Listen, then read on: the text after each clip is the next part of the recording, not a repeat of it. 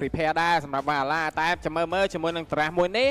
គឺជាតារាសម្លាប់របស់ខាង team Wing Esport សំទោសគឺខាង Wukong ដែរបាទដោយសារតែ Wukong គាត់បានលេងការប្រកួតការពីម្សិលមិញហើយបាទជាមួយនឹង Chip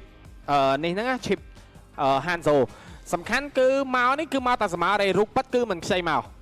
បាទចឹងយើងឃើញហើយជាមួយនឹង team line up រវាង team ទាំងពីរដូចគ្នាអែមស្នាយយកតែមែនតែនសម្រាប់ Wukong X មានជាមួយនឹង style លេងរៀងខ្លួនក៏ដូចជាខាងវ៉ាឡាគេក៏មានចាំអ្វីចាំ counter ដូចគ្នាចឹងចាំមើលជាមួយនឹង game នេះតែជាណាដែរក៏សូមស្វាគមន៍អ្នកនេះមកកាន់ការប្រកួតជំនួបជុំគ្នារវាង Wukong X បែរគ្នាជាមួយនឹង Valhalla នៅក្នុង game ទី3បាទត្រូវដឹងថាជាមួយនឹងសមត្ថរបស់ Hanzo ចូលទៅក្តារអុករបស់ YVE គឺអត់ slow ជើងទេបាទសំខាន់ let game គេកាប់តែ3ដៃទូ stack ឲ្យលេបណាឲ្យខំ skill ទី1ទៀតដាច់ឈាមពាក់កណ្ដាលយកដាច់ឈាមពាក់កណ្ដាលអញ្ចឹងប្រយ័ត្នប្រយែងតិចដែរបាទចាឥឡូវក៏សុំធ្វើការពេលមួយសិនបងកាកាទៅក្រាស់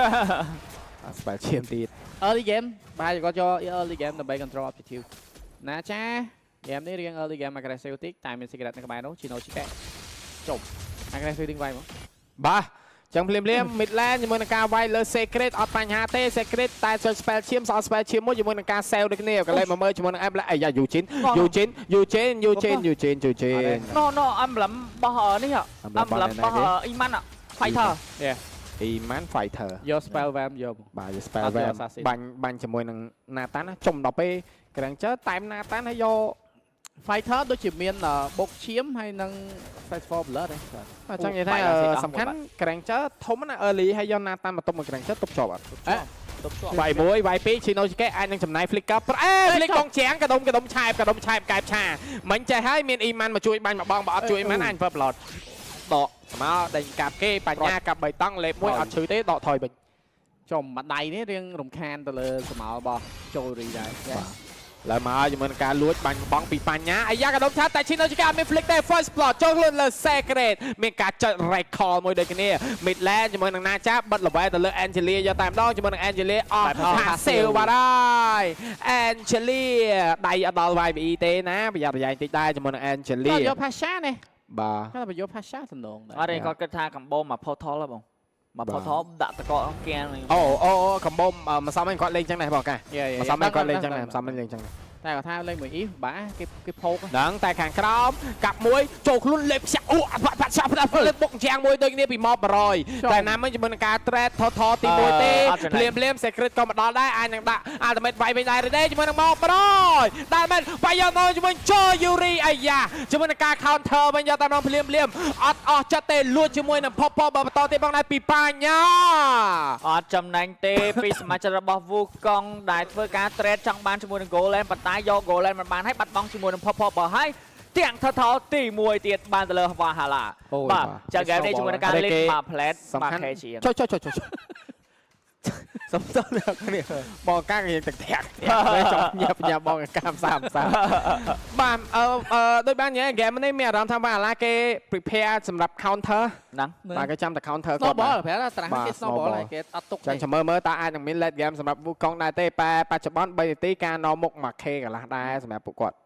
បាទមិញអាយ៉ា Chino Chike អត់មានជាមួយនឹង flicker ទេគេដឹងដូចគ្នាប៉ុន្តែដាក់ជាមួយ portal វាយវិញយកតែជាមួយការ over ក៏មានការបាក់ដូចនេះ ultimate Arara ជួយគ្នាតែបាត់បង់ជាមួយនឹង Chino Chike បាត់ហើយភ្លាមបញ្ញាបាត់បង់ជីវិតដូចគ្នាមួយដូរមួយទេតែចូល Yuri កាប់មួយ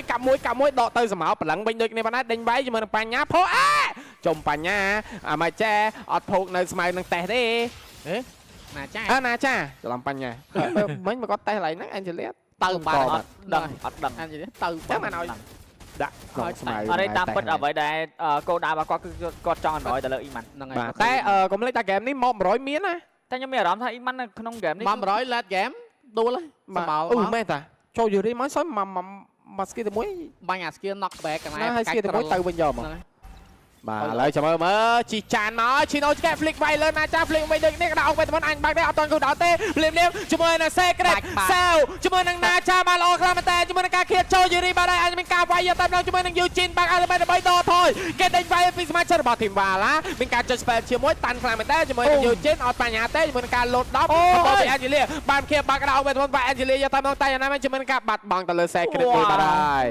អត់តន់អត់ចិត្តទេ Iman ក៏ម្ដងដែរជាមួយនឹងការបាញ់ Chino Chike បាញ់មកបងមកវិញដូចគ្នាផងដែរភ្លាមជាមួយនឹងការត្រេនមួយដងមួយទេបើកផតថមកចូលយូរីកំដៅជាមួយនឹងការចាក់លើបញ្ញាអស់ភ្លេចអស់អាល់ទីមេតបញ្ញាអាចបាត់បង់ជីវិតខ្វោដាច់បញ្ញាបាត់ហើយណាចាអូយច្រឡំតែបញ្ញាណាចាលោកហើយមក100ក៏មកដល់ដែរអាចមានការវាយបញ្ញាកាប់3តង់តែឈាមមក100បាទទីមេតបញ្ញាតែដល់ជាមួយនឹងយូជីនអត់មានអាល់ទីមេតទេយូជីនអត់មានអាល់ទីមេតទេ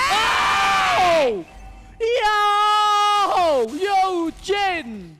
សោះឈាមញ៉ៃប្រូរួចទៀតឡងមែនវិញ និយាយទៅយកជិន2ដងណានៅកន្លែងថាថហ្នឹងក៏ម្ដងក៏ដូចជាកន្លែងផផរបស់ម្ដងទៀតដែលគេកាប់ជាប់ណាចឹងគេកាប់ bet ទៅឲ្យគ្នាគាត់ដើម្បីផុក skill គឺចាញ់ពីជាមួយនឹង Angelia គឺឈឺខ្លាំងមែនតើធ្វើឲ្យវត្តមានរបស់ Valhalla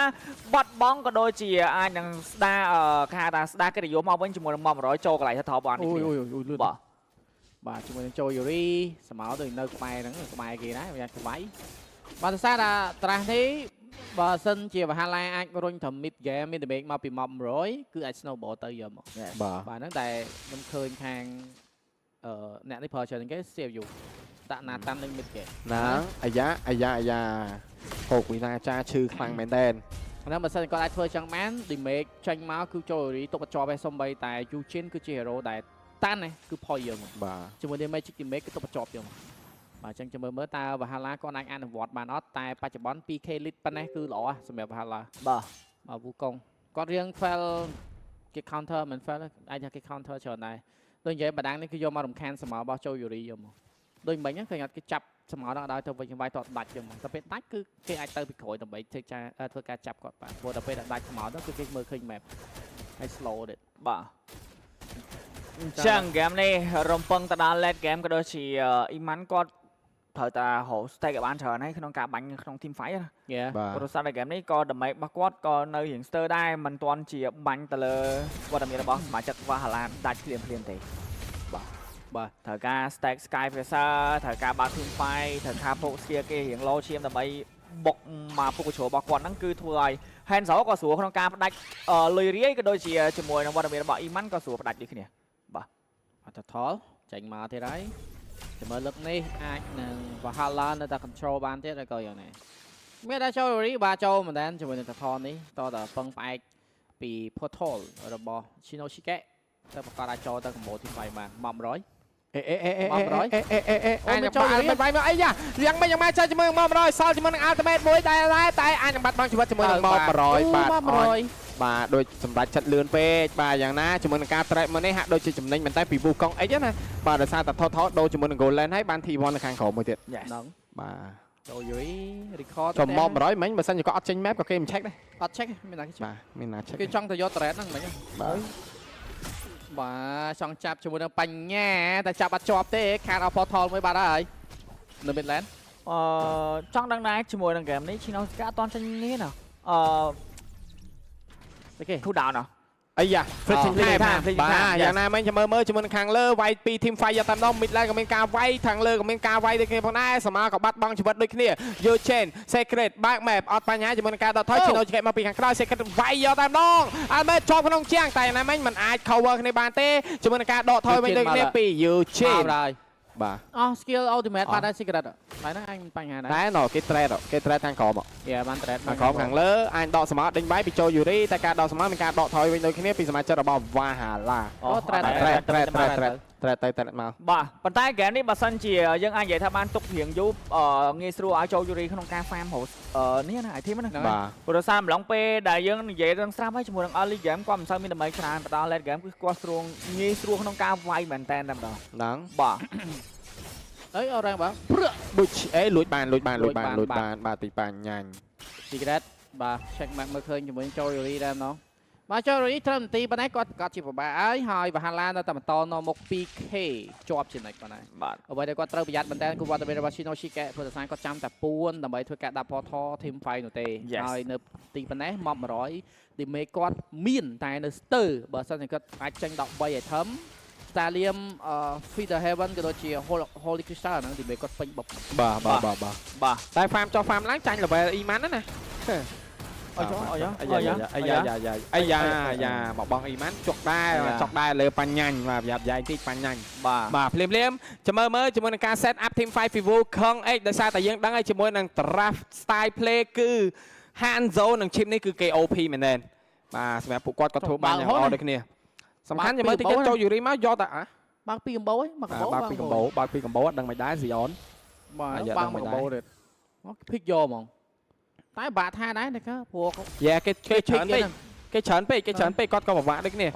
ចំគេត្រេតខាងលើជាមួយនឹងការហូលឡតនេះពីវ៉ាឡាមកយ៉ាម៉ាចេះបាទតែខាងលើដាច់ T2 បាទហើយភ្លាមជាមួយនឹងការចង់វាយឡតភ្លាមឬមួយក៏យ៉ាងណាដែរពីវ៉ាឡាយូជេនអាចនឹងបុកវាយដែរទេចុច cancel មួយផងដែរជាមួយនឹងការឃើញមកពីឈីណូគេវាយលើណាចាដាក់ថតមួយដូចនេះផងដែរតែដាច់ជាមួយនឹង secret បាទហើយដូរវាយវិញយកតាមដល់ជាមួយសមាជិករបស់វ៉ាឡាវាយក្នុងកណ្ដាលអុកវិញយកតាមដល់ភ្លាមជាមួយយូជេនបាទមិនបាក់ចានជាមួយនឹងការដកថយបាទហើយចូលយូរីនៅយកជាមួយនឹង pop up ជាមួយនឹងឡតនេះដូចជា free ទៅលើវ៉ាឡាបាទហើយភ្លាម flicker ដើម្បីដកថយ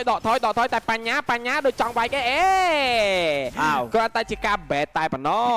បាទ អូយ មិនចូលយូរីគាត់ដាច់គាត់ត្រូវទៅសម្អាលវិញបើសិនអត់ទៅប្រហែល team fight នឹងវាយតទៀត បាទដាច់បាទអីគេមកគេបុកដែរ និយាយទៅវ៉ាហាឡាគឺថ្ងៃតែសម្អាលមកចូលយូរីទៅកុំឲ្យគាត់ timing ត្រូវ damage ជាមួយនឹងសម្អាលមកចូលយូរីខ្ញុំគាត់ថាមាន200ច្រើនតែបើសិនជាឲ្យគាត់ timing ត្រូវនៅ damage គឺពិបាកទប់ហើយចូលដល់ late game អ្នកដែលមានបញ្ហាច្រើនជាងគេគឺ100តមីចាំ counter ទៅលើសម្អាលរបស់ចូលយូរី yes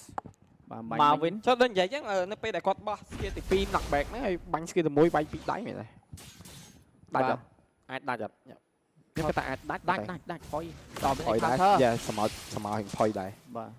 បាទអញ្ចឹងយ៉ាងណាមិញមួយ lot នេះចាំមើលអាចយកបាន T2 ទាំង3ផ្លូវអត់បើសិនជាបាន T2 ទាំង3ផ្លូវអាចជាចំណេញ Team Fight នៅ Orange មានការកាប់1កាប់2លេបចូលខ្លួនដកសម្អាលមកវិញទេតែខាងលើជាមួយនឹងការដាក់ portal វាយដល់ជាមួយនឹងបញ្ញាទៅតន់ឬមិនតន់ទៅមិនតន់ទេជាមួយនឹង Eugene ក៏មិនដល់ដែរអាចនឹងបាត់បង់ជីវិតជាមួយនឹងបញ្ញាតែគេយក T3 មិនដែរគេដាក់ portal វាយយកតាមនោះទៅណាប៉ាអើយពីសមាជិកបាឡាចូលទាំង4មាក់មកយកតាមនោះវាយគ្នាខ្ញុំវត្តខ្សែក្បាត់យកខ្សែក្បាត់ដេញវាយលើ Eman រត់តន់ឬមិនតន់ Eman រត់តន់ឬមិនតន់ដូរ target ជាមួយនឹង Chino Chike ខាងក្រៅនេះវិញទេជាមួយនឹង Chino Chike អាចបាត់បង់ជីវិត Chino Chike មួយដែរតែ trade ជាមួយនឹង Eman មកវិញ អូវាយបញ្ញាដាច់ទេវាយបញ្ញាដាច់ទេ បាទ Eman ជុំដាក់ផត វាយបញ្ញាដាច់ទេមិញ បញ្ញាដាច់ទេ Oh my god បញ្ញារួច ខ្ញុំស្មានដាច់បញ្ញាភ្លាមមួយការ replay មាន passive តែកាត់មកដូចជាដាច់បាទហើយជាមួយនឹង Angelia no វ៉ាវមានការស្រែកហូលឺដល់ក្នុងកន្លែង caster យកតែម្ដងហើយយ៉ាអាម៉ាយ៉ាម៉ាចេះបងកាកាអាម៉ាយ៉ាម៉ាចេះសង្គ្រាមនៅខាងក្រៅទីក្តៅសាច់បាទទីក្តៅសាច់ជាងខាងក្នុងបាទព្រោះថាលើតាសំលេងហូគាត់បានមកខៀវហូដល់ខាងក្នុងតែស្មារតីរបស់ចូលយូរីដូចជាមិនតាន់ទេសម្រាប់មក100នៅក្នុងហ្គេមមួយនេះអាយ៉ាអាម៉ាយ៉ាម៉ាចេះជាមួយសមាជិករបស់ Team Vala 5k គោលិតគាត់ចានគួរសមដូចគ្នាបាទមែនបាញ់ Eugene តាមដល់ជាមួយការហូដល់ទឹក Eugene ហូដល់ទឹកបាទមែនដកថយវិញដូចគ្នាបាទជាមួយការ cover នៅខាងក្រោយជាមួយនឹង Chino ជាដាក់អត់មែនលើណាចាបាទក្តារអុកមិនចេញទេតែវាយ trade មួយស្មាតែប៉ុណ្ណោះជាមួយនឹងការវាយក្នុងការវេទមន្តយកតាមដល់បញ្ញាកម្ដៅកាប់3តង់ Eman ដកថយជួយការព្លីកាតាមមកចេញបាយឲ្យអត់បែបអត់ទេនៅសល់ចូលយូរីមួយហើយតបទៀតនេះដែរមួយក៏យ៉ាងណាកន្លែងនេះពីសមាជិករបស់ក្រុមវ៉ាហាឡាបាយបកតែសល់ចូលយូរីមួយតែមានញៀនកើតចាំមើលអាចនឹងហូរជាប់ទេចូលយូរីទៅឆ្វេងទៅស្ដាំសាមីញៀនមួយរីត្រីអត់បានចេញទេជាមួយនឹងការវាយតែយកបាត់ It's over ចេញចំណាយហ្គេមទី3បានទៅលើវ៉ាហាឡា2នាទី វ៉ាវនិយាយទៅនិយាយគេ snowball អត់និយាយវាយទៅ mid game